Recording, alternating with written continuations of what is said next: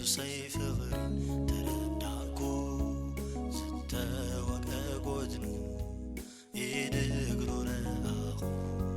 ናይ ኢየሱሰይ መስቀል ምስ ጠመትኩ ይመስለኒ ነይሩ መስቀሉ ዕሸነት ግን ፍቕሩ ኣብ መስቀል ተረዳእኩ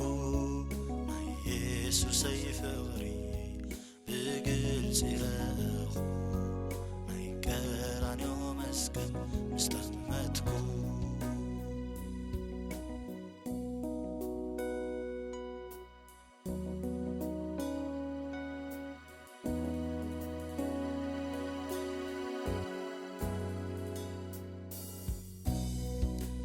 ኢየሱሰይ ፍቕሪ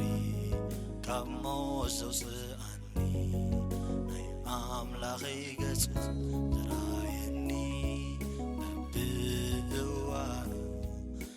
ንዕኡ ዘምልኹ ናይ ኢየሱሰይ ፍቕሪ ተረዳእኩ ናይ ቀራንዮ መስቀል ናይ ዓወተይ ቦታ ኢየሱስ ሞተል